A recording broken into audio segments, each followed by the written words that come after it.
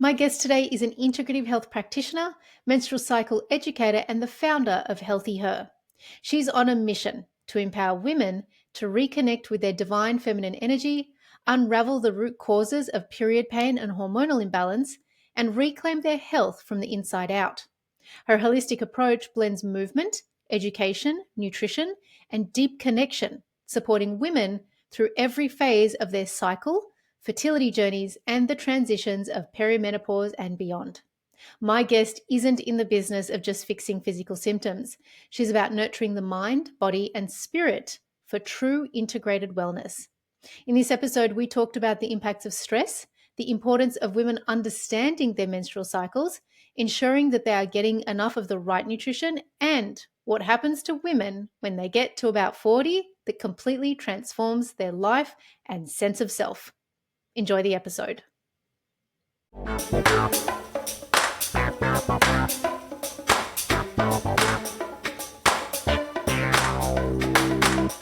Hello, beautiful humans. Welcome back to another episode of the Skin I'm In podcast.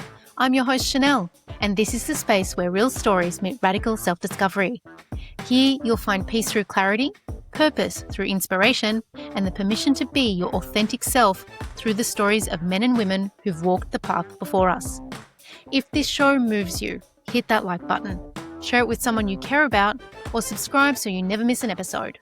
That small but powerful act helps the show grow and brings in the guest you most want to hear from. In return, my promise to you is that I'll keep showing up with the raw, the real, and the conversations that crack us wide open, reminding us we're not alone. So, let's dive in and find the light in the shadows together.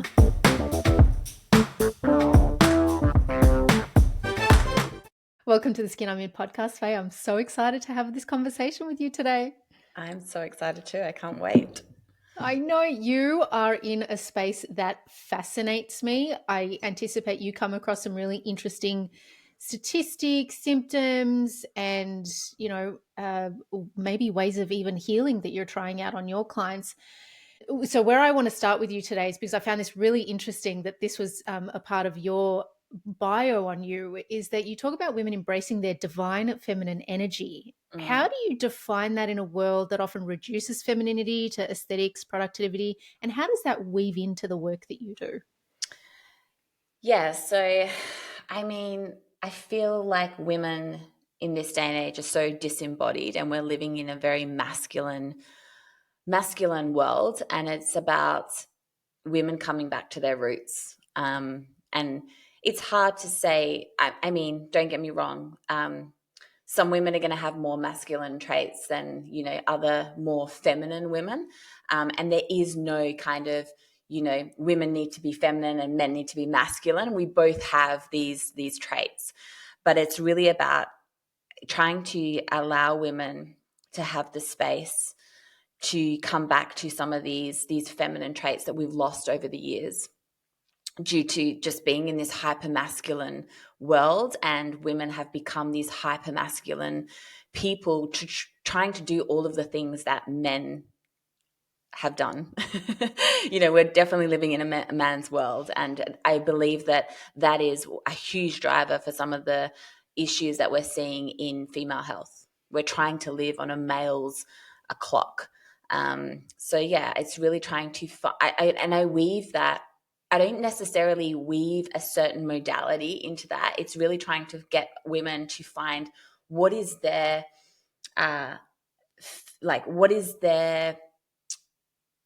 relationship with femininity, and what does that look like to them, rather than me dictate to what that should be, or what, because it's not a look. It's not a look. It's a feeling. It's a trait. It's connecting to our inner wisdom and connecting to our body and start living in our bodies rather than from the neck up. And I think sometimes a lot of women, especially on social media, we are thinking that femininity is a look, a specific look, like whether it's the floaty floral skirt or it's dancing around, and you see there's a lot of this feminine embodiment dancing and things like that. That's not femininity. It's really about connecting to your body, your intuition, your wisdom, and having this self-trust within yourself. I'm really glad you brought that up because in even myself finding what it is to be a woman, Mm, which is one of those questions that I had to ask myself in 2021. I'm like, what do I eat? What is that? Who do I want to be? When I went down the along the journey to kind of discover womanhood, there was so much of that. There's these dancing rituals and, the certain body type and this aesthetic. And that's why I brought it up. And I love that you said that it's not a one size, well, what I heard is it's not a one size fits all femininity for everybody, because however you embody femininity is up to the individual. And so being able to find what feels good in your own mm, self, yeah. that is huge, because I feel like we're always having to try and fit into what femininity looks like. And girl, I got so lost. I'm like, I can't do all these things. This doesn't all feel natural. I'm really organized and an action taker by nature. Like, this is who Yeah. I've become. Yeah. I'm good at it. So I'm like, I can't drop that away and surrender. Like, it's not something that feels natural to me. So you mentioned that embodying that feminine essence for ourselves, or even not being disconnected from that causes certain sicknesses and things within our body. Did I understand that correctly? Yeah. Yeah. So, I mean, I think what's happening in the health space at the moment is that we're hyper focused on things like supplementation. What's the next supplement that I can take? We're looking at nutrition. We're looking at exercise, when really we need to be looking first and foremost at the relationship with ourself, and also the disconnection from our bodies. And I do feel like now more than ever, a lot of women are walking around disembodied. So they're living from the neck up. And with that, they're not listening or paying attention to the whispers that their body is telling them that something is potentially wrong. And when we disregard those whispers, or we don't have the capacity to sit and listen to those whispers because we are so living from the head up, those whispers then turn to screams, and then those screams are a full-blown disease, whether, insert whatever disease that may be. And so, yeah, it is a huge driver for some of the health conditions that we're seeing with women, but also as a whole. Like, it's not just women, it's men as well, that they're still struggling with, disease as well. But the things that we're seeing within women, I do feel like we're so hyper focused on the physical, but we're not looking at the metaphysical. What is the energetic component that is potentially driving this disease in the body? What is their relationship with self? What is their, past trauma that hasn't been addressed? What is the state of their nervous system like? Because all of these things are going to drive disease in the body. So then, in saying that, this whole disconnect that keeps coming up, it actually comes up a lot in my conversations. How does one know they are disconnected? This is a good question. um, I feel like if you are a very analytical person, and some people naturally are more analytical, that's totally fine. But if you are constantly looking at numbers, or constantly looking at outcomes, and what is the outcome of said, whatever you're trying to achieve, disembodied, a lot of people who are disembodied are struggling with things like anxiety or depression, because they aren't in their bodies. They are presenting things like a dysregulated nervous system. So that will present as anxiety or panic attacks, or maybe they are having, bouts of depression, whatever that may be. So it's more, I would say, like, what that looks like is, it's a feeling within the body, or it's a feeling within the mind, or in the top half of the body. And then that can appear as, say, dysfunctional breathing patterns, that can come up as tightness in the chest. Maybe it's stomach issues. Like, a lot of the gut health issues that we're seeing are because people are so stressed, they're so disembodied, and therefore their body is in this, this sympathetic dominance, And when we're in that sympathetic dominance, the state of our nervous system, we aren't in the perfect environment to digest our food. And so therefore that appears as gut health issues, whether it's bloating, constipation, diarrhea. So they're just a few things that, might be some signs that you are disembodied. And can I just add one more thing to that as well while I'm on the topic, because this is a lot of the work that I do, is like, what do you know about your cycle? Where are you in your cycle? Do you know when you ovulate? Do you know when your luteal phase is, when your follicular phase is, when your bleed is due? How long has it been between bleeds? That's disembodied as well. If you don't understand your own body's biomarkers, the biofeedback markers that are inbuilt in us, then this is a sign that you are disembodied. And one of the tools that I love to use with women, especially because a lot of women are coming to me for fertility, or they're coming to me for menstrual cycle dysfunction, my first thing that I do with them is to try and get them to track their cycle and understand their cycle on a deeper level, because that is a really beautiful tool to get them to start listening to their body's signs, symptoms, and cues, and all of that kind of stuff.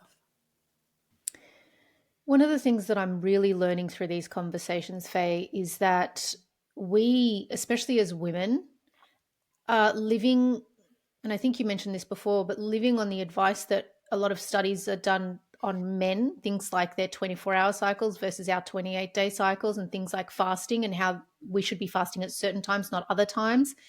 And it's funny that you bring up that menstrual cycle thing, because like a lot of people that come to you for fertility, we don't often think about that until we're thinking about falling pregnant. And so we've spent our whole life thinking certain period symptoms are normal.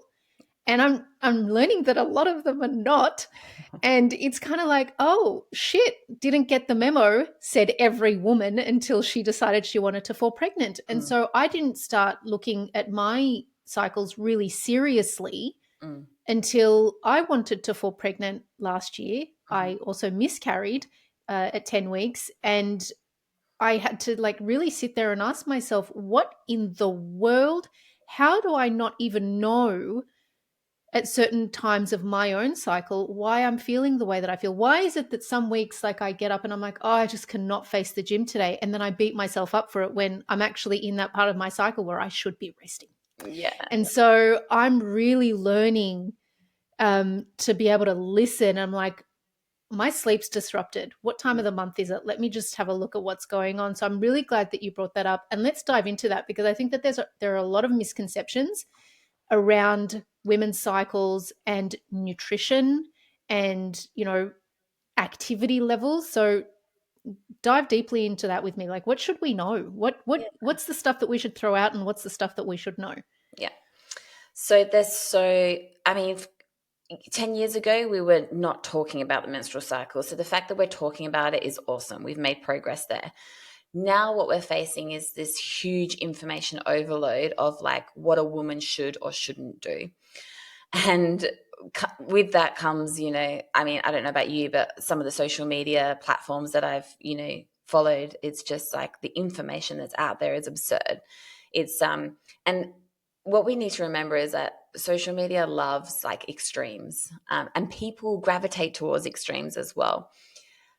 And also people also like to think that health is black and white, and unfortunately it's very gray. So I always like to get my clients to understand that what might work for one person might not work for another. And this really comes down to the individuality of nutrition and, the way someone's cycle is and all of that kind of thing, all of that kind of stuff. But I don't ever get clients to change their nutrition in different parts of their cycle, because I honestly believe that women can't nail the fundamentals to begin with. So I'm always focusing on fundamentals first.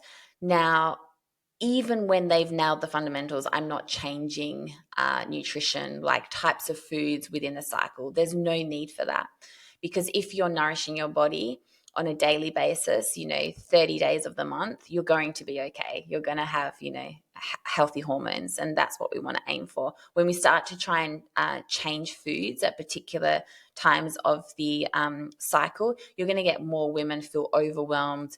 They're going to feel confused, and then they're probably not going to stick to having a healthy, nutritious diet. So that's kind of like not needed. We don't need to change our food and our food intake. Things that you need to keep in mind, though, is things like, well, why do I feel so ravenous and extra hungry in that late luteal phase?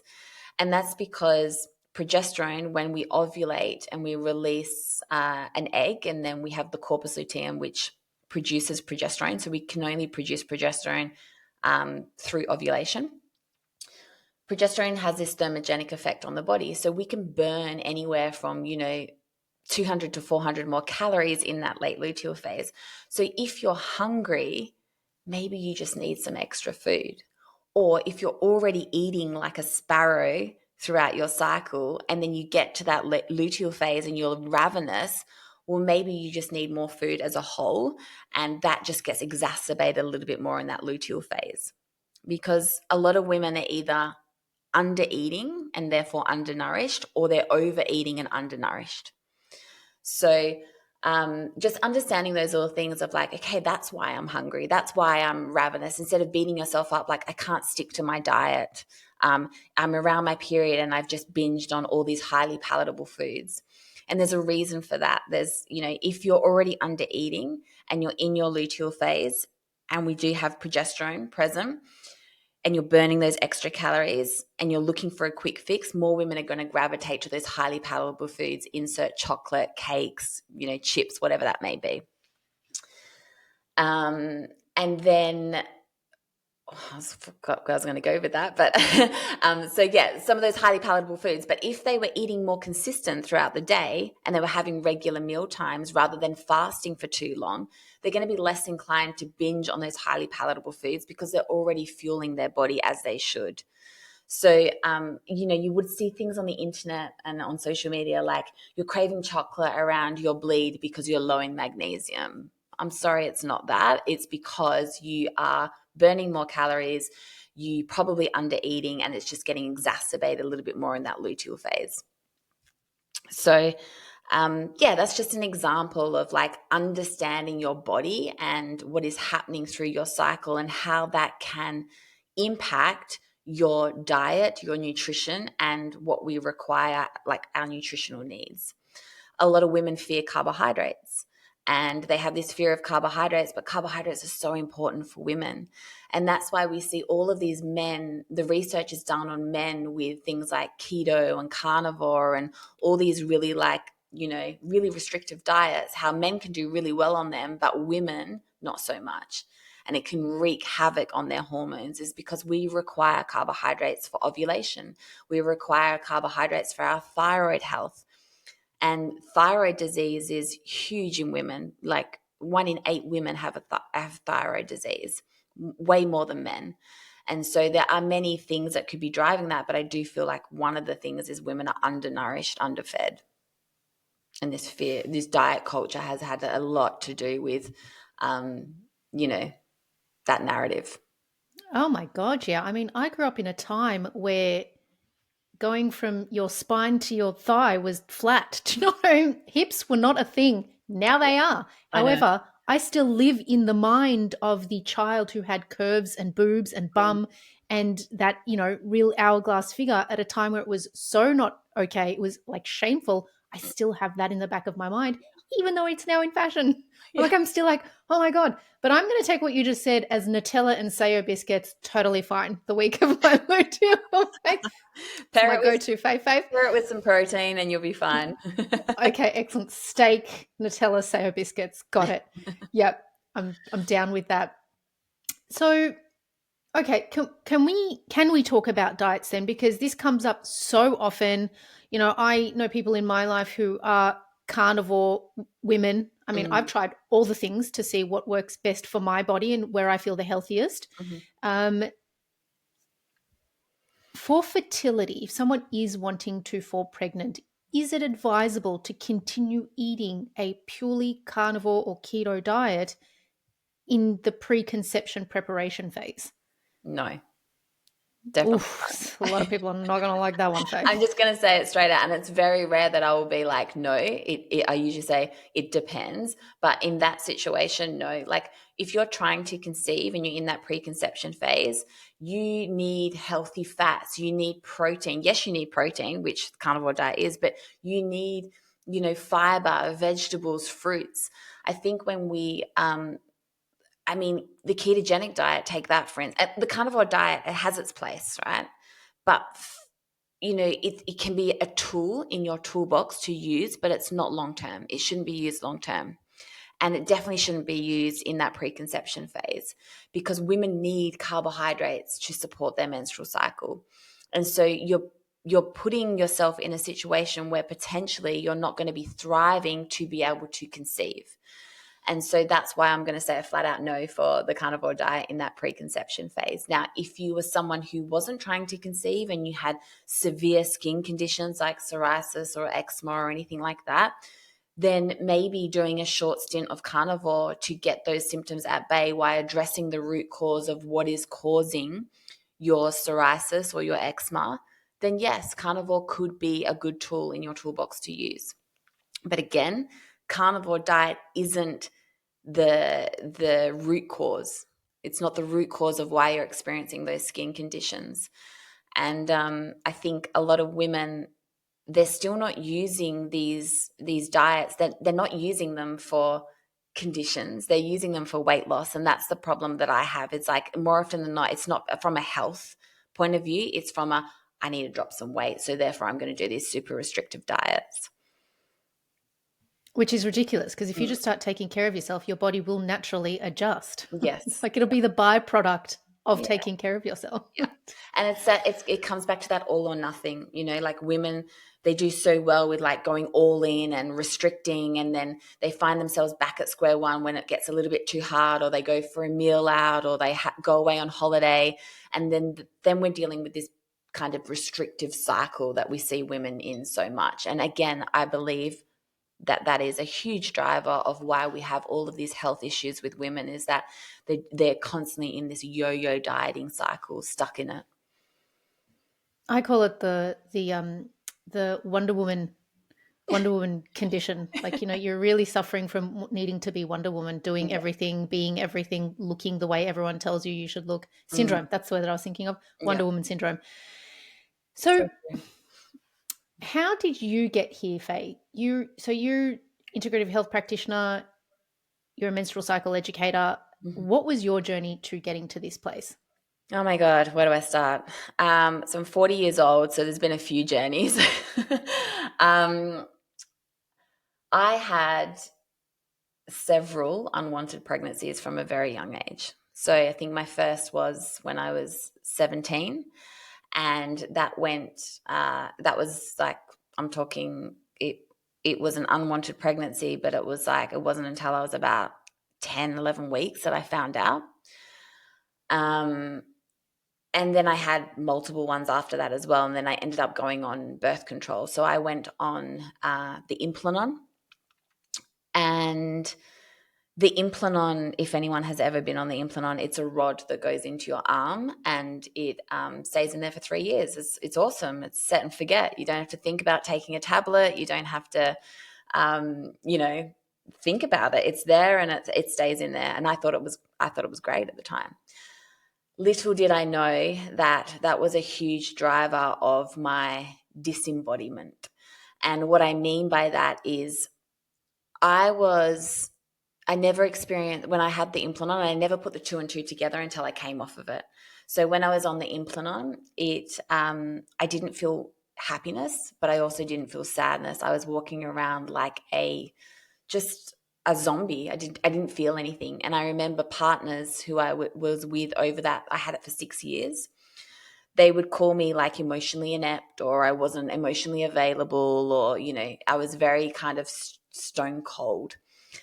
And I didn't realize that it was this thing in my arm that was causing this. Like I'd shut down my sex hormones. So when you have the Implanon, you're no longer producing estrogen, progesterone, testosterone. It can tank as well. had no libido, like a really low libido as well. And it wasn't until I came off of it that I was blown away with how different I felt. And I came off of it, and but I went on the mini pill straight after, and then that comes with implications as well. And I went on it, and I had a little time off between the implant and other contraception, but in that time frame, I fell pregnant again. And it was funny because when I grew up, I don't know about you, and feel free to touch on this, but I thought I could fall pregnant 365 days of the year. That was what was kind of fed to me from school, from my parents, be careful, don't fall pregnant. And so I always thought that I'm going to fall pregnant. And when I had these unwanted pregnancies, I was like, wow, I can fall pregnant. Like, it is really easy to fall pregnant. And so I didn't know about ovulation. I didn't know about the certain, parts of the cycle, and that I'm only kind of fertile for 6 days, not 365 days, 6 days of a cycle. And so I went on to the mini pill, and that was told, I wouldn't experience the numbness that I experienced on the implant. It's the mini pill, blah, blah, blah. I went back into like that numbness again, and I just didn't feel great on it. So in this time, I'd met my partner, who I have kids with, and I came off the mini pill because we decided that we would do a preconception phase, and I would get myself healthy. And by this time, I knew a little bit about the menstrual cycle, but not much. I didn't know about the phases. I didn't know about ovulation. I came off the mini pill, and I fell pregnant in the first cycle, so I didn't even have a bleed. And it shook me. So like I came off the mini pill and I fell pregnant straight away. So I would have ovulated, fallen pregnant, and then not had a bleed. And so I was in Dubai at the time, and then I came back to Perth, and I remember doing a pregnancy test and thinking, oh my God, this wasn't meant to happen. I was meant to at least have 6 months before I fell pregnant, or at least, 6 months to a year. Anyway, I had Alex, my beautiful son, and this sent me on a path to quit my corporate job, and really kind of dive into the health space. I was always into health and fitness, more so fitness than health. So I started to do my personal training certifications, and and then I became a Pilates instructor and did all my certifications with that, and tried to get into the fitness space. And I don't want to use health and fitness because the health and fitness space is so warped. It's definitely not health based. It's very fitness based. But a big thing for me when I had Alex was I wanted to leave the corporate world because I was like, I'm not happy there. I don't want to live this life. And I feel like I'm not being true to myself or my son if I keep going down this corporate realm, this corporate space. So that's why I embarked on my journey of becoming a personal trainer. And then, do you want me to keep going? It's a bit of a long story. But when I started, personal training, I started training women. And every time I would have these conversations with women when they would turn up to their session with me about how shit they felt, in their period, or when they were on their period, or the pain that they were feeling. And then intuitively, I would need to alter their training. And then intuitively, I started, going, okay, let's just track your cycle and your symptoms. I knew nothing still back then. I just started to track my clients' cycle and when they would bleed.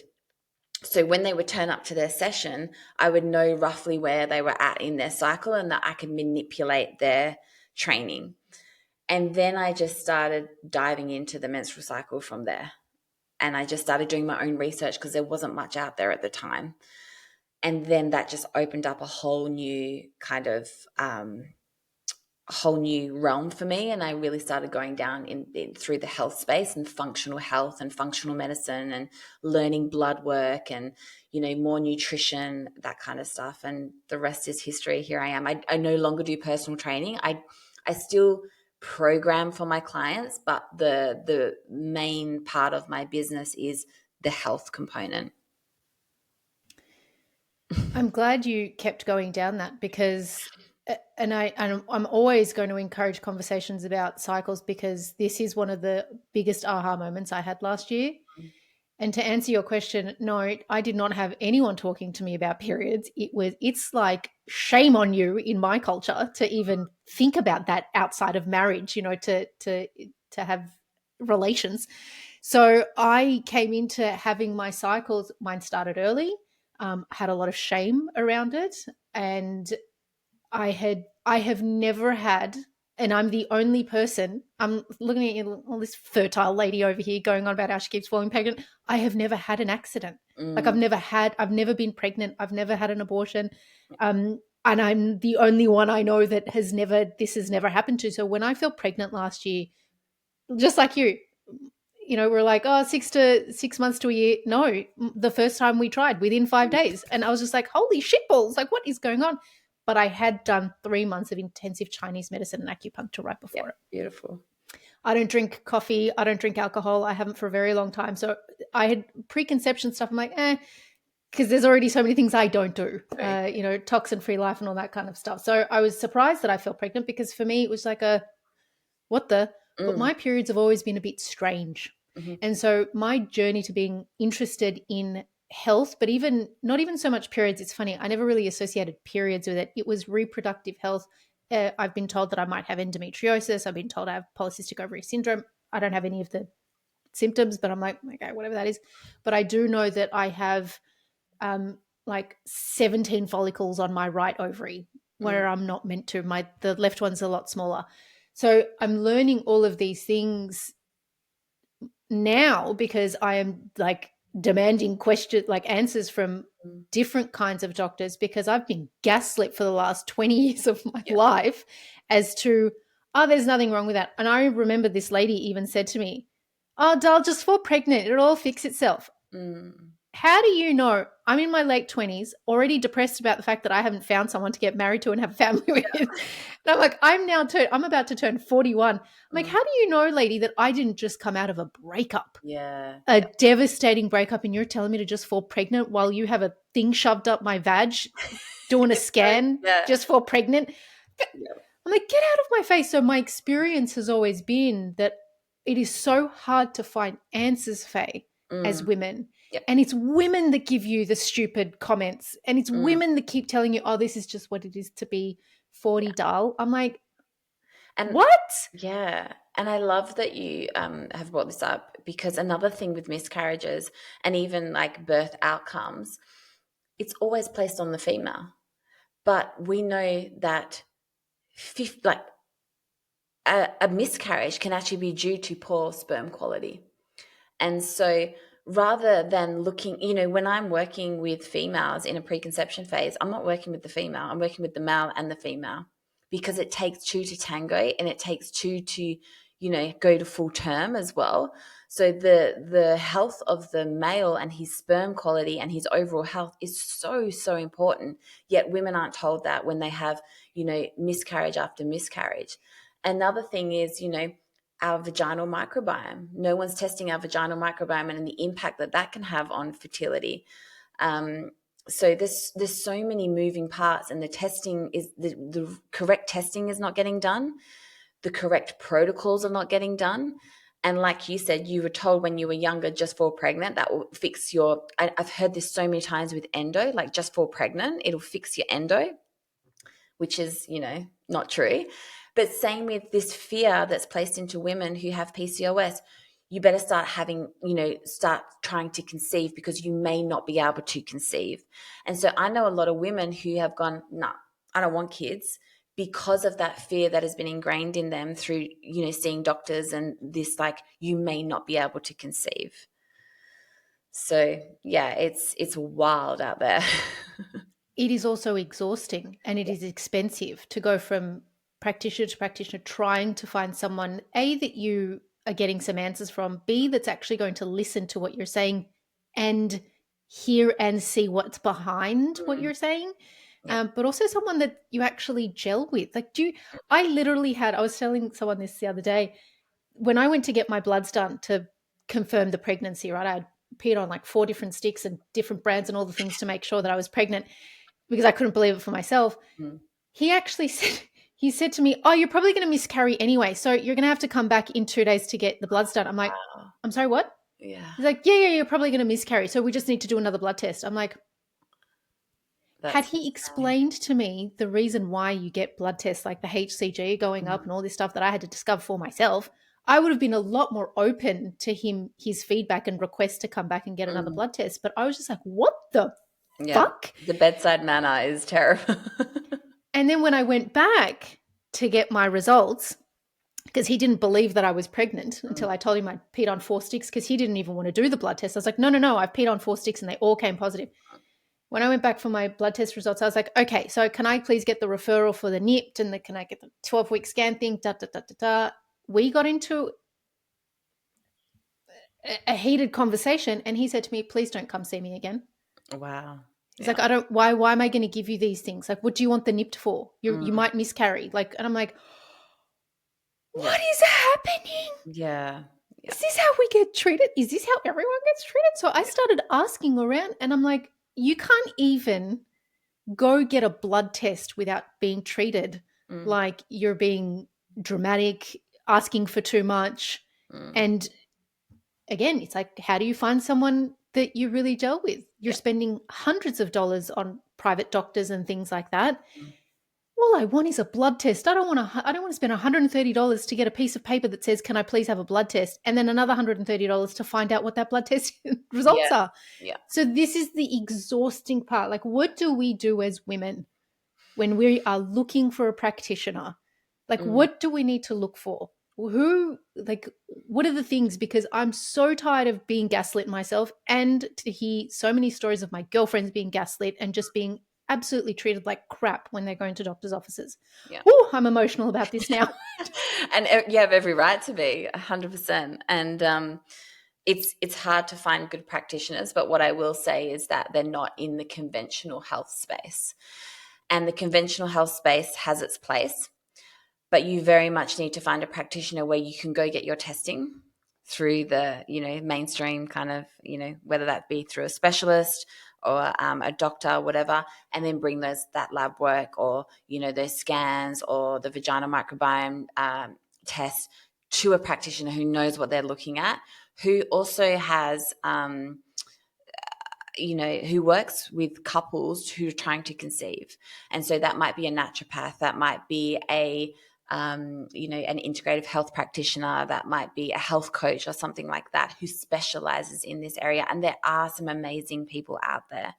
Hey folks, quick gut check. Are you actually nourishing your insides or just surviving on lattes and get through the week vibes?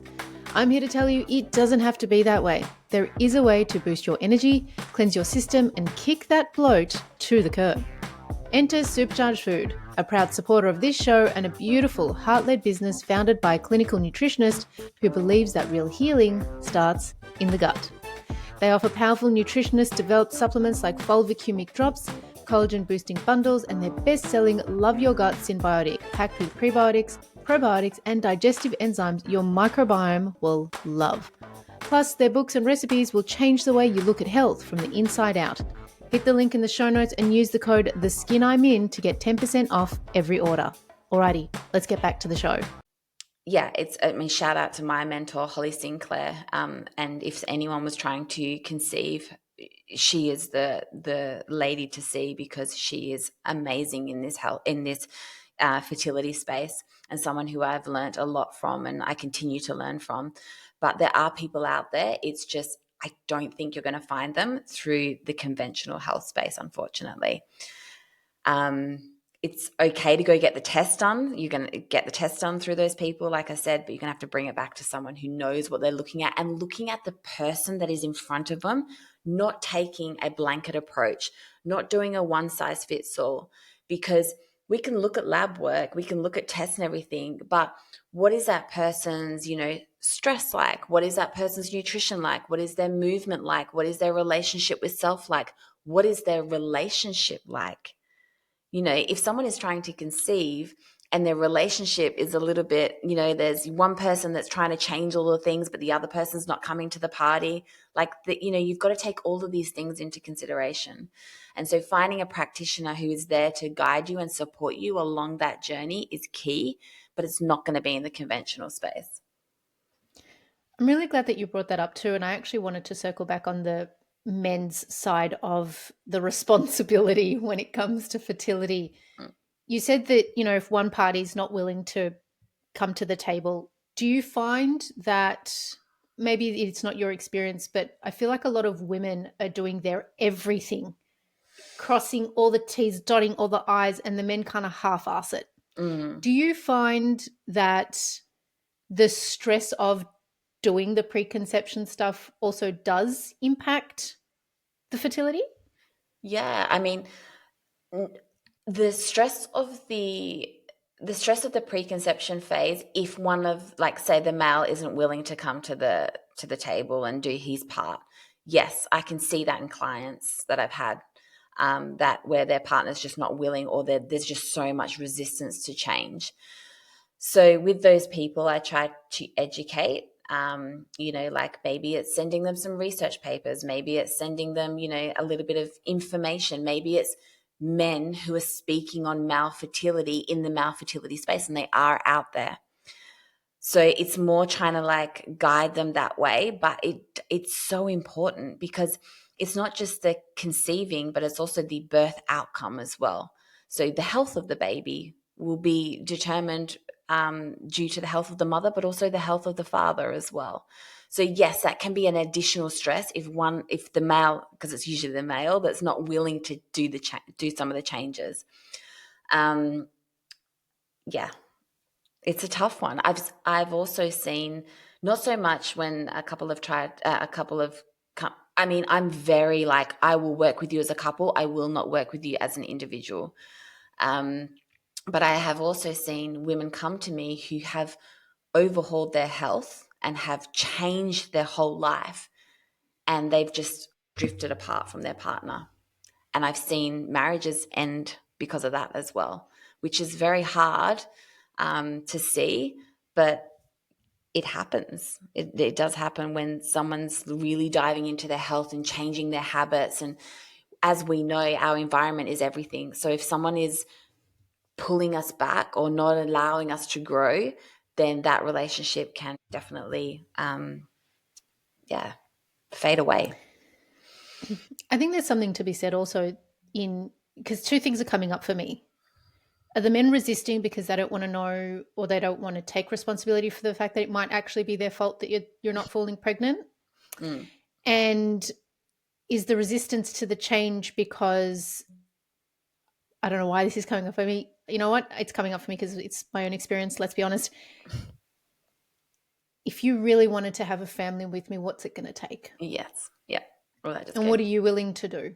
that gave me And if goose. you're not willing to give up coffee every day and give up a beer on a Friday, Mm. well, then what are you communicating to me as a woman, as your partner, that that's not something that you're willing to give up? You're not willing to give up junk food. Like, what is that? And so I think that I'm like, wow, I think a lot of women are waking up to some of the shit that we put up with and have put Mm. up with for the men, that we get to the point where we're ready to have children. And you're like, oh my God, you're not who I want to have children with. Yes.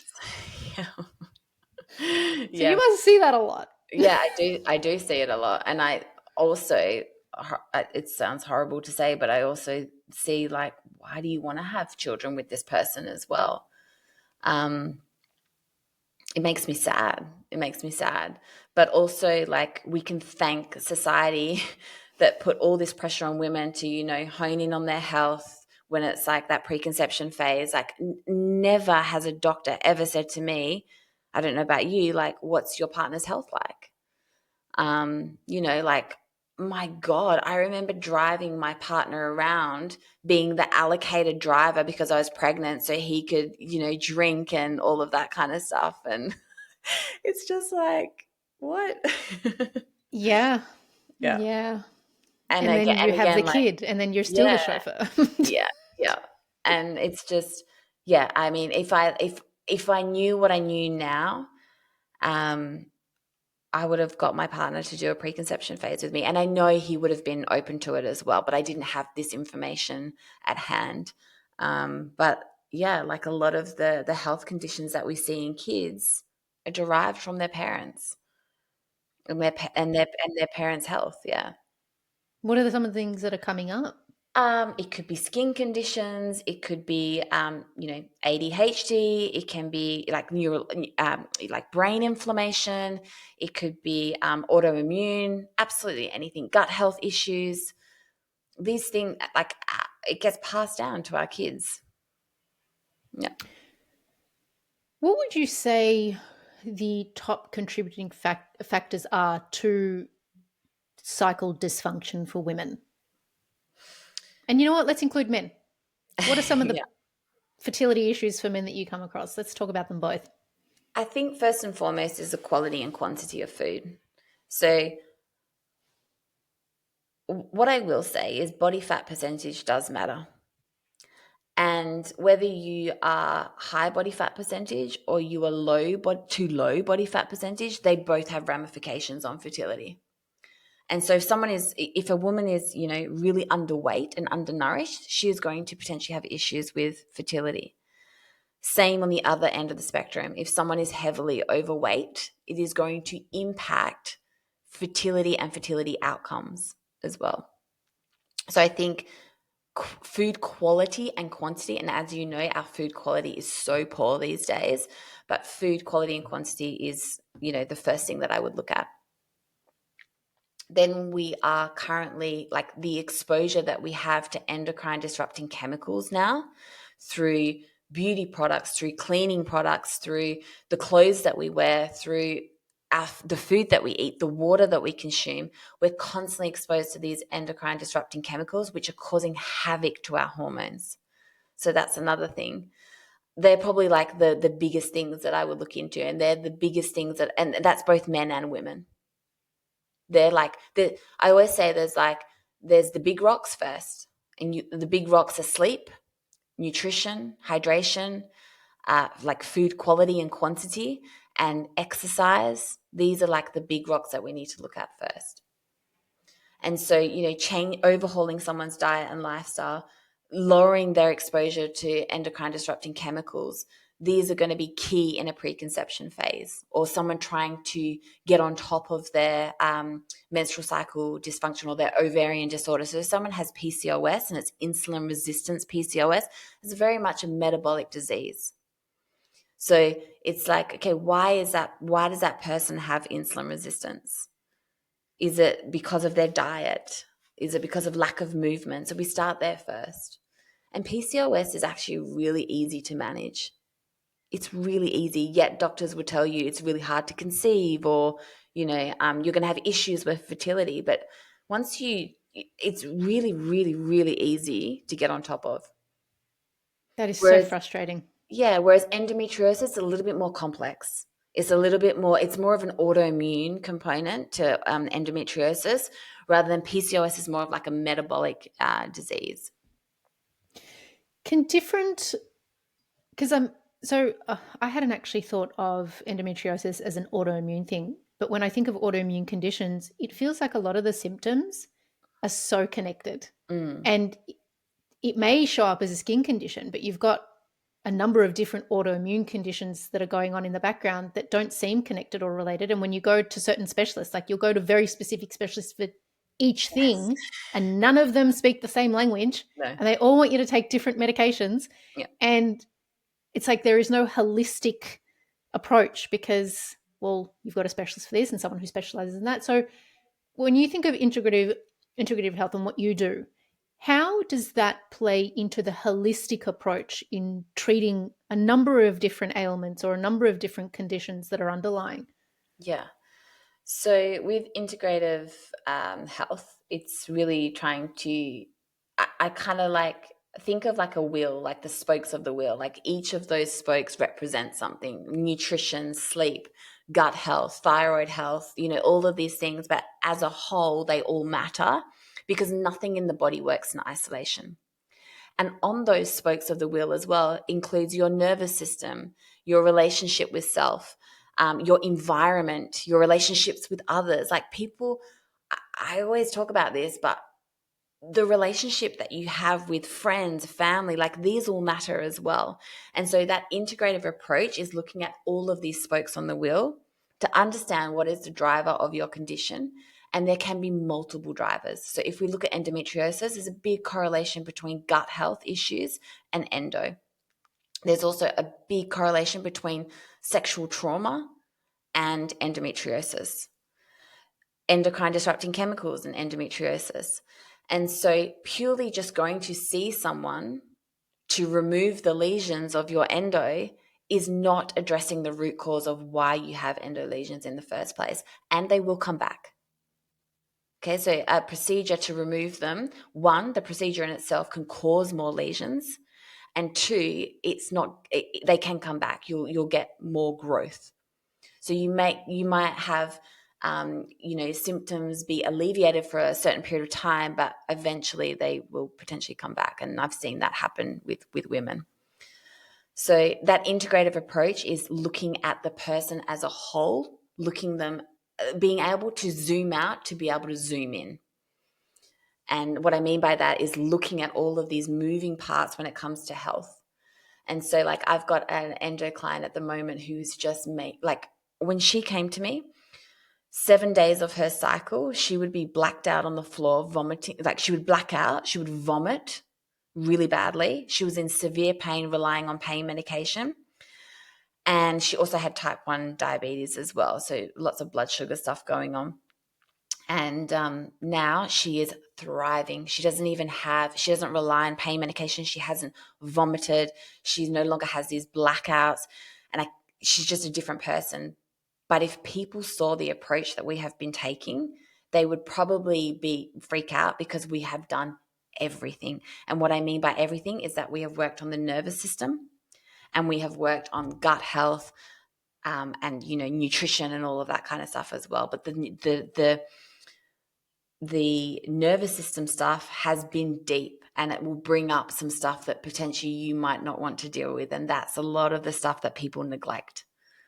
And so she's probably one of as far as my endo clients go, it's such a beautiful story because she is literally doing absolutely everything. She's doing, Chinese medicine, acupuncture, nervous system stuff, seeing a therapist, but also doing the gut health. And that's why I always say health should be collaborative care. So I don't have the tools to do nervous system stuff. I'm not someone who specializes in that therapy space, but I have people who I refer to. And so that's when health, it's very multifaceted, and having those people in your network that you can refer to help your clients with their endo or their PCOS or whatever that may be is so important. And GPs are in that collaborative care as well. I don't want to shit all over GPs because they do have they have a space within this collaborative care. But if we just all came together, it would be so much easier. Do you want to age backwards, get better sleep, improve your memory, boost your immune function, and improve your circulation? Then the healing properties of red light therapy is your answer. When I noticed my skin, energy, and mood lacking luster, I spent countless hours researching the best solutions that would help me get my health back on track, and that's when I found EMR Tech. This science-backed, non-invasive treatment uses red and near-infrared light to activate your body's natural healing processes, supporting your body in boosting circulation, reducing inflammation, and assisting in the production of collagen. The results? Wow! Smoother skin, better sleep, less pain in the joints, more energy, and a serious glow up from the inside out. It's a powerful year-round solution that helps reset the negative effects of spending too much time indoors, on screens, and not getting enough sleep. I'm obsessed with my FireWave Pro panel, and it has become my go-to for deep cellular level healing. I just pop it on for 20 minutes every night before bed to wind down, reset, and recharge. It has made a world of difference to the quality of sleep I get each night and how my face shows up in the morning. To get yourself a glow up, head on over to www.emr-tech, that's tek.com/theskinI'min and use code theskinI'min for 30% off every order. I've popped the link and code in the show notes to make your life that little bit easier. Alrighty, let's get back to the show, folks. So I can't help but feel like symptoms of things like perimenopause and menopause might not be a thing that we have to go through. Is that right? I'm going to say no. Perimenopause isn't a symptom. It is a life cycle that all of us will go through. How we experience that will differ. And I do believe that your underlying health. So I always say to women, look after if you're in your prime reproductive years, your 20s, 25, 30, the way you experience your menstrual cycle now and your health now will determine how you transition through, or one of the things that will determine how you transition through this next life cycle of perimenopause and menopause and beyond. And so that's one. Obviously, like, there's a genetic disposition as well. So ask your mum how she went through perimenopause, and how late did she go through perimenopause, how early. Some women will experience symptoms and they might be really hectic, but I'm going to say that their underlying health conditions can exacerbate them even more. And I see it all the time. I also see women who breeze through perimenopause, and those women, it could. My mum breathes through perimenopause, but my mum is also quite healthy. Yes, she's had some health issues, but she's always had, she's always ate healthy. She's always exercised. And so, yes, she experienced hot flashes and night sweats a little bit. And some of those can't be, some of those symptoms, they're just a part and parcel of these hormones declining. But there are things that we can do to help with those symptoms or help minimize those symptoms. But I do feel like we're in this space now where perimenopause is like, menstrual cycle came on like 5-6 years ago. We were talking about the menstrual cycle, and now perimenopause is everywhere. And I do feel like it's, again, creating more, there's a lot of information out there, and there's a lot of misguided information. A lot of women are using their hormones and the decline of their hormones as excuses. So instead of, looking at their diet, looking at their lifestyle, looking at their stress, they want to go on HRT because they believe that the HRT will rectify everything. And lo and behold, they go on it and, oh, look, they've still got the same symptoms. So then what are the things that we should be looking out for that we are ignoring in this phase of our lives? Yep. So, in an ideal world, how nice would it be that we start to slow down in our life as we enter into this perimenopause stages, especially those last stages, because it's broken up into a few different stages. Like perimenopause can be happening at the age of 35, and that's that slow decline of progesterone. But things start to ramp up as we get into those later stages where estrogen starts to decline, or maybe you're starting to have more anovulatory cycles, so you're not producing progesterone anymore.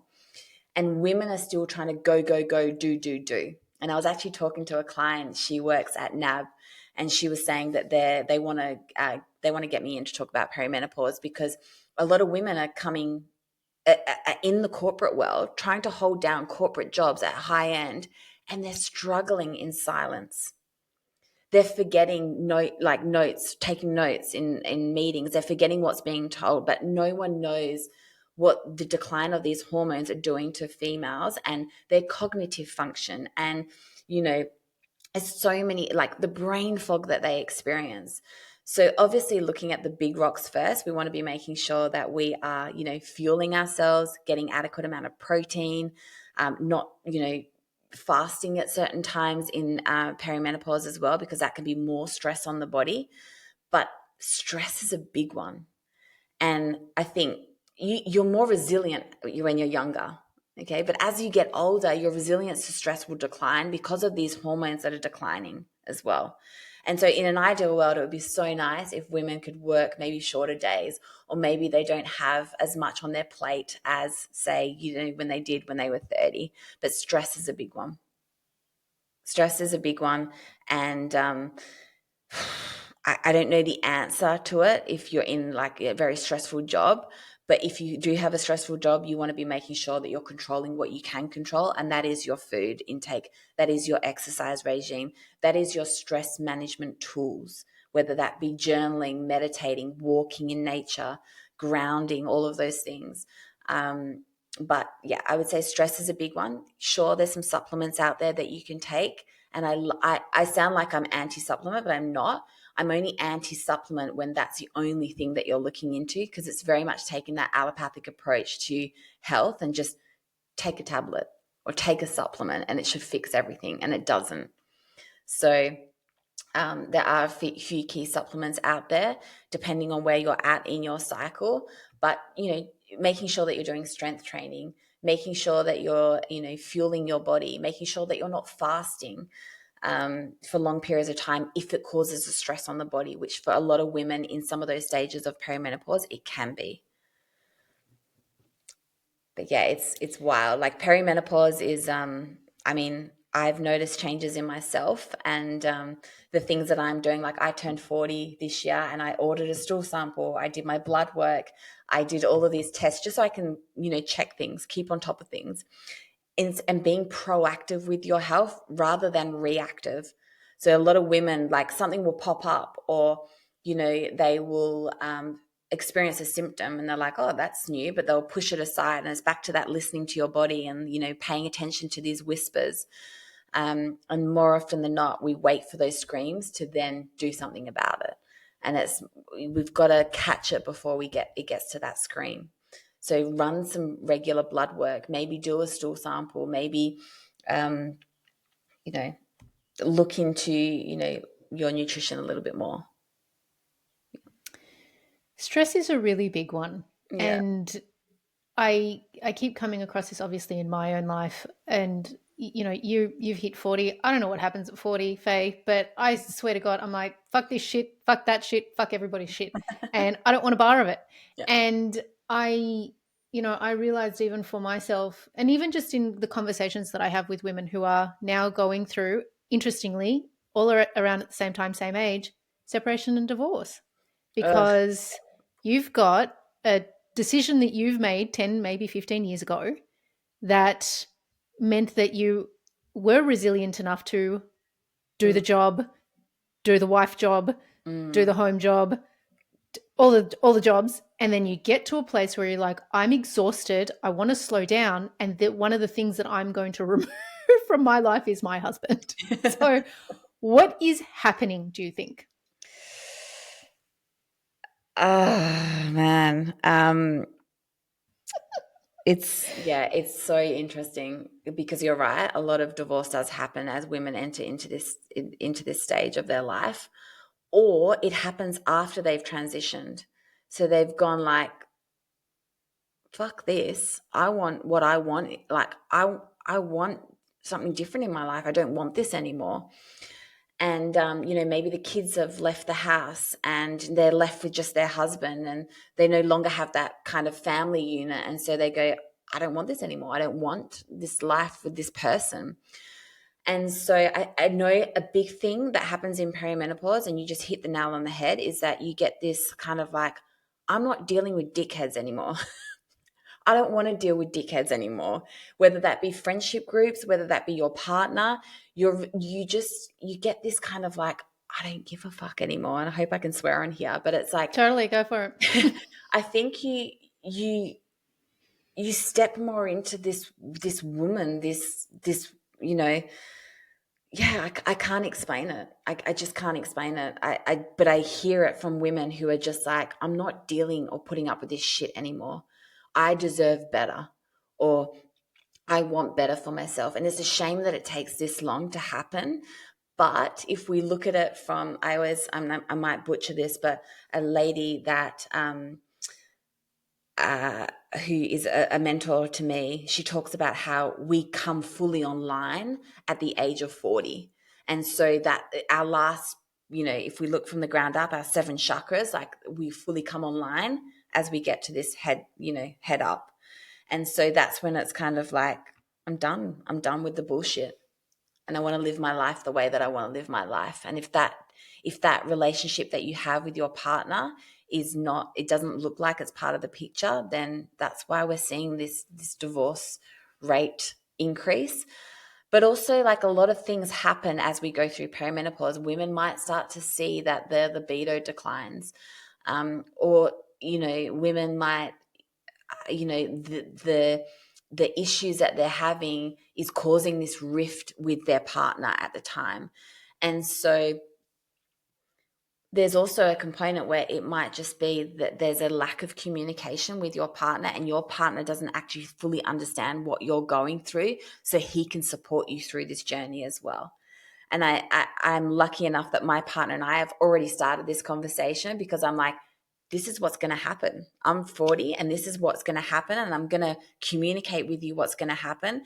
And I do feel like a lot of women, because they don't have the knowledge, then can't communicate to their partner that this is how they're feeling, this is what's happening on a physiological level, but also an emotional level as well.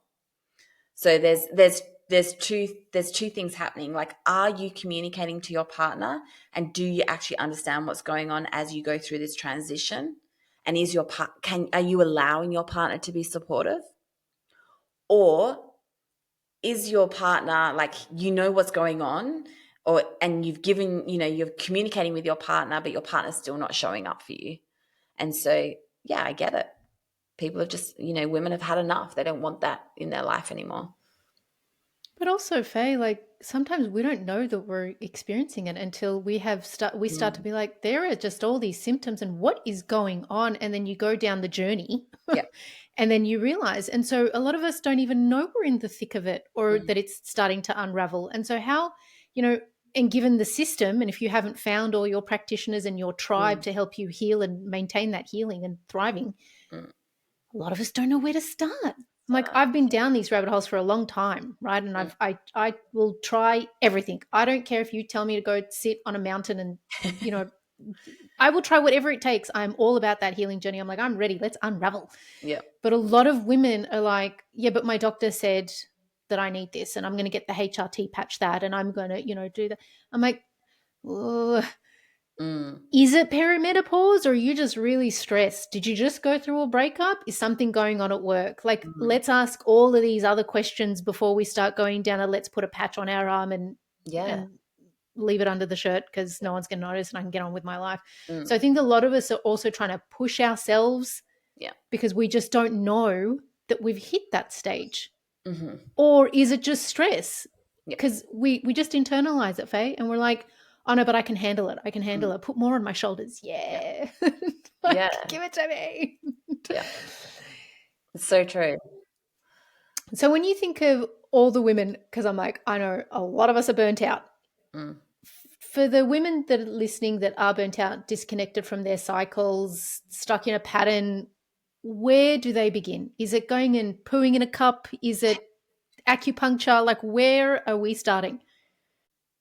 I would start with your nervous system, and I would start looking into some modalities of therapy, and I would recommend a mixture of talk and somatic work. I'm a big fan of somatic work over talk therapy, but I also understand that talk therapy has its place as well. And so if you have a dysregulated nervous system, you're not going to be able to heal. So you can do all the pooping in the cup and the supplements and the gut health stuff and whatever fancy things out at the moment. But if you have a dysregulated nervous system, you will not heal. If you have the money to do both at the same time, awesome. But if I had to choose one over the other, and I am that other. I am the supplements, the nutrition, I would choose the nervous system stuff, because, like I said, you can't heal if you're in a dysregulated nervous system. You can't heal if you have past trauma that is unresolved. And I would also look at your environment, and that includes the people that you surround yourself with, whether that, friends, your partner. Are they helping or hindering you and your health? And that's confronting. That is so confronting for a lot of people, because that's like, whoa, I need to do, like, that's scary. That's potentially, that would bring up a lot for people in regards to they're going to feel alone, or what happens if this happens, and blah, blah, blah. But yeah, I would start there, and I would then look at your just nutrition, quality and quantity, and, movement. Start there first. Yeah, that the facing of the cleaning out. the life spring clean, that is confronting for a lot of people. Yeah. And, I'm sure you know many people that stay in relationships and situations and jobs because it's safe and they don't want to have to do new. But I already know this. Why would I want to move? So it's, I say often to my listeners, like, everything you want is on the other side of the things that you're afraid of. Yeah. And not knowing is not the thing to be afraid of. Being stuck is the thing Yeah. to be afraid of. Yeah. Like, that's shit. Yeah. Oh, the amount of times I've like wanted to grab a woman and just shake her and be like, come on, you deserve better. Like, you can do better. You can, yeah, it's just blows my mind. Blows my mind. But I mean, your relationships on a connection community is at the forefront of health. And it's lacking for a lot of people. It's lacking. I mean, I feel very, very privileged that I have a beautiful network of friends. My partner is so supportive and I have a beautiful partner, but we've also worked very hard to have the relationship that we've had as well. And we've done a lot of work on ourselves and with each other as well. But I just wish more women would allow themselves to have that as well. Yeah. What's something that you wish you knew sooner? Oh, good question. I wish that I believe that my mum tried to tell me this on many occasions and I just didn't listen, that I would try harder with my relationship.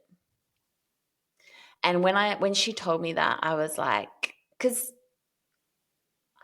I I thought I was brought up to believe that relationships should be easy and that there should be no confrontation and that it should feel like you're in a movie and it's a honeymoon period for, your whole relationship. And I wish I was told it at a young age by my mum, like, you need to work on your relationship. And I've had a divorce, so the father of my child I'm no longer with. And I wish I knew the importance of working on my relationship and making my relationship a priority, because for so long, my relationship was never a priority. Everything else was: my fitness, my health, my business, my career. But I never, ever made my relationship with my partner a priority. I just thought that it didn't need that work. And if it needed that work, then there was something wrong. And so with my partner now, my main priority is our relationship and working on our relationship together. And honestly, it's been the biggest shift in my health, in my relationship with him. Yeah. And it's very easy for me to fall back into like making work a priority or making, my training and health a priority. But if I keep coming back to, making my relationship a priority, and I don't know about you, we're led to believe that we should be a priority first. And, I feel like this whole self-care, self-love movement has become very just focusing on yourself a little bit too much. Whereas if we focused on the people that we love and we gave a little bit more, and don't get me wrong, there are people that are overgiving and people pleasing, and that can be detrimental to your health. But I do feel like this whole self-care, self-love movement has become a little bit obsessive with, oneself.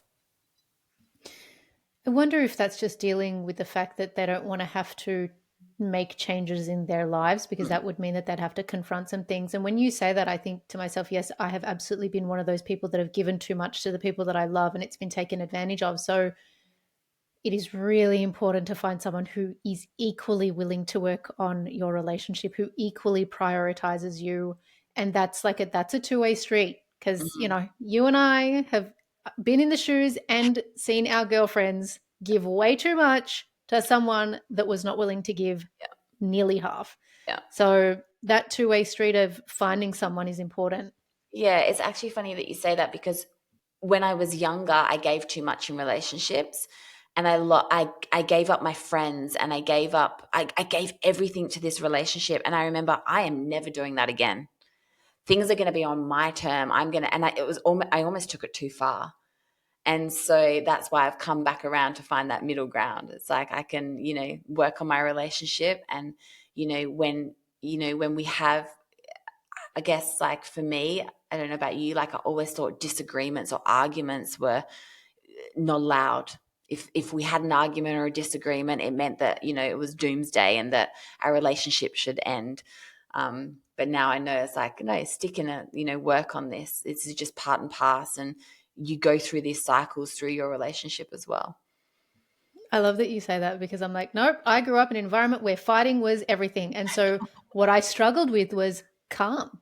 Yeah, yeah. So I had to learn to balance that. No, we need to have, there's arguments are healthy, but so is being calm and Calm. being in Yeah. flow and being safe. And I was Mm, like, ow, this mm. is uncomfortable. What Yeah. is this? Yeah. So yeah, it's funny that you bring that up, but yeah, no, totally different experience for me. With everything that you know now, Faye, what advice would you give your younger self? What do you want to tell her? My God, this is always a tough one. What would I tell her? That you'll figure it out. And I always have. I always have. And that's something I love about myself, is that I I I'm pretty good at figuring it out. It may take me longer. It may not be like instantaneous, but I always figure it out, and I always I find my way. I Is that something that you felt like you didn't know when you were younger? I didn't know that, but I knew that I I knew that it was ingrained in me. Like I always say to my mom, I don't know why, but I've always come back from these really dark places in my life.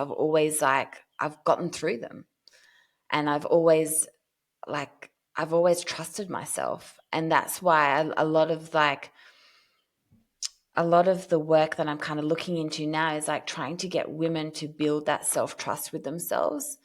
And I can't explain why I have it or how I've had it. And back then I didn't think I had it, but yeah, you'll always figure it out. You'll always figure it out. What a beautiful way for me to lead into my next question. It's my favorite question of all. What do you love about being a woman? Would you say that resourcefulness is what you love the most, or is there something that you really love about the woman that you are today? Yeah, so this is kind of evolving for me at the moment, because I think what I love about being a woman and what I love about women is that our strength is actually our softness. Ooh.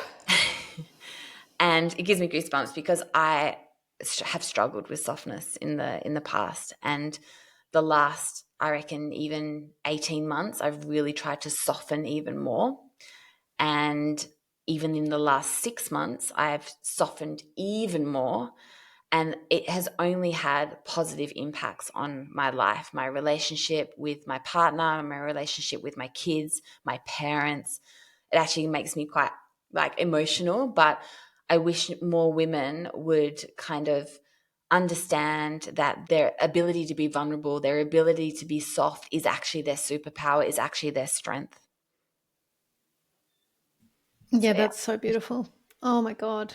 Oh, goosies all over. Because let's be honest, it's not easy. it's not, Softening, it's not, surrendering, receiving. What the? not especially like the world that we live in now, it doesn't allow us. It makes it very hard for us to soften. Yeah. Yeah. And it's seen as a weakness. And I've been guilty of seeing it as a weakness in the past as well. Yeah. Oh, that's like a whole other conversation. Oh my Isn't it? God, Faye, we'll have to get you back on to talk about all of that good stuff. Yeah. Thank you so much for this chat. Please tell the listeners where they can find you and how they can work with you. Yeah, thank you. Thanks for this chat. It's been awesome. I am on social media, underscore healthy underscore her. So my business name is HealthyHer. And I'm mainly on Instagram, social media. I do have a website, But it's all like the link is in my bio and everything. And all of my offerings are on my website. I'm very transparent with what I offer, prices and everything. You can book a free discovery call and we can have a chat about how we can potentially help you. But yeah. If you are interested in connecting with Faye, I will include in the episode description and across socials links and ways you can do that. So if you haven't already, head on over to Spotify, YouTube, Instagram, Apple Podcasts. We're everywhere. Follow the Skin I'm In podcast to be the first to know when new episodes drop. Faye, thank you so much for being a guest on the Skin I'm In podcast. Thank you so much for having me. I've enjoyed it. Thank you. What I love most about Faye's approach is that it's real. It's not a one-size-fits-all model, and she doesn't sugarcoat or spoon-feed you wellness wrapped in fear-mongering and affiliate links, unlike so many so-called experts online. In an industry that too often boxes women into rigid, unrealistic frameworks, Faye is a breath of fresh air. I admire her dedication, especially in the early days of her fitness career when she began tracking her clients' cycles to help them tailor their workouts accordingly. That's not someone just doing their job, that is sacred service. I used to have a trainer in my mid 20s, and I was really interested in competing in the IFBB Women's Bikini Pro League. But I recall feeling shame every time a training session came around, and my trainer would ask, "Are you on your period?" or "Are you getting your period?" And I sensed he was asking because I wasn't performing as well as I would normally. And quite frankly, he made me feel like I wasn't trying hard enough.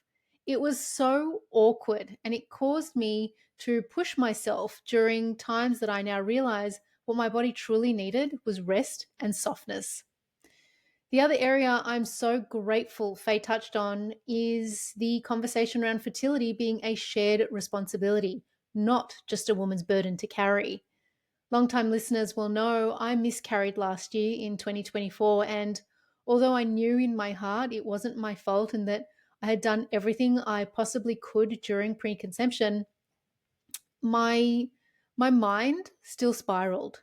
Should I have stopped yoga? Should I have not spent so much time walking? Was I walking too much? Did I miss something? The conditioning to blame ourselves for miscarrying runs deep for women. It took time, therapy, and a hell of a lot of inner work to start peeling that guilt off my skin at the time.